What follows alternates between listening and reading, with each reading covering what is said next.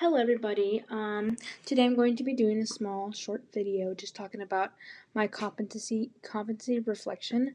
And this week or this previous week, I guess, yeah. We're going to be doing or demonstrating ethical and professional behavior. So as you can see, here's my slide. So we had 5 questions, and one of them is state the purpose of the NASW Code of Ethics and describe how you incorporate this into your practicum experience. So I just started last week, and I only had 1 day of practice. But we've been talking about the NASW Code of Ethics for the past 2 years, I believe, 2 years. So basically, it's just it serves as a framework for social workers. It's essential for BSW students and social workers in general. It ensures that the social workers navigate moral dilemmas with professionalism and clarity while acting in the best interest of their clients and the larger community. So this is just a book that you can always refer to if you have a question. Again, we talked about using both our supervisor or our colleagues for some of these answers. But yeah. So another question was describe the importance of self-awareness and regulation, both personality and professionally, I'm sorry.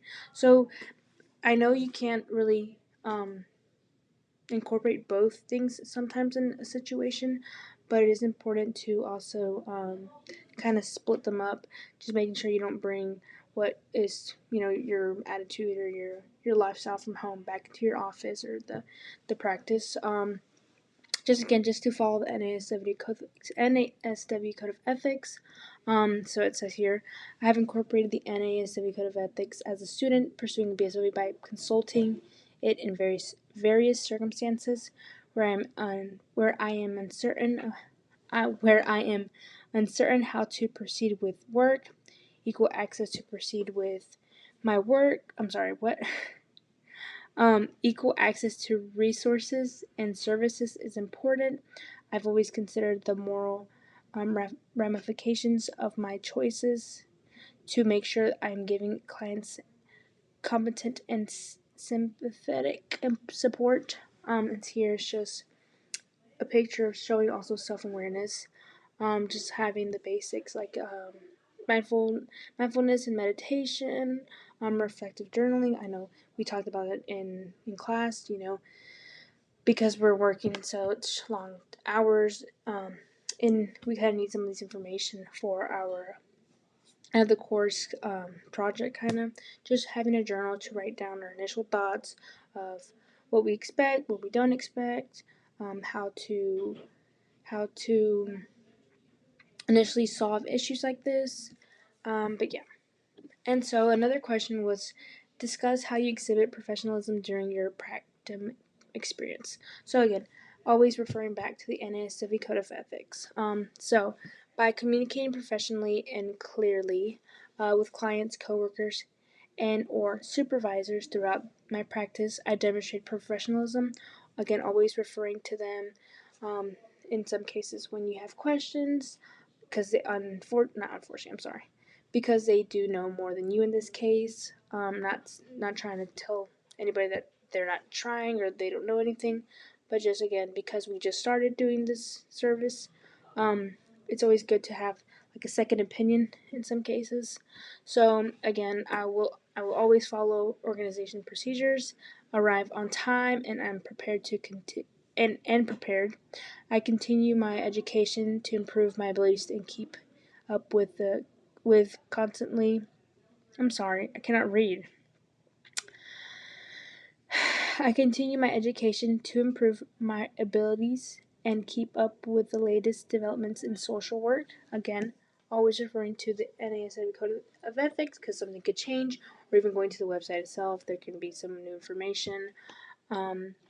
I consistently communicate with coworkers, clients, and superiors in a courteous and effective manner, making sure that my exchanges demonstrate empathy, attentive listening, and cultural awareness. Again, it's just in any case, always referring to them or the Code of Ethics is a great solution. And then, so another question was, explain how you use technology ethically and appropriately to facilitate practice outcomes. Having the internet is a really good, um, source to look up things, to ask questions, um, and then also looking up the code of ethics. So, considering how important technology is in social work, we also have to have a balance and know how much we can use it or how much we can incorporate in the facility. We can always use it as a resource to look up questions or look up different resources. So just having that responsibility of keeping up to date with new policies. Again, you can look up that, and keep it organized and interacting virtually on platforms that have been approved. Again, we can do telework, but it just falls under a different thing. And then, so the other question is, share how you use supervision and consultant to guide professional behavior.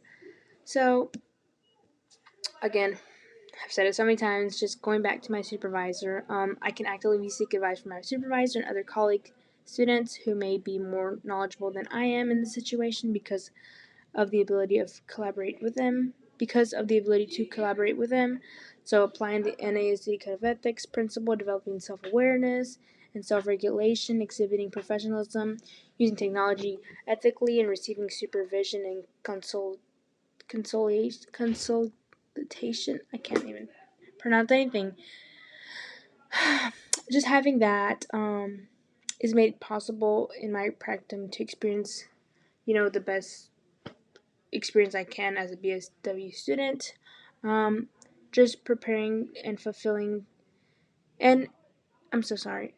My preparation for a fulfilling and influential career in social work has been greatly added by these encounters. Again, this is just speaking in existence.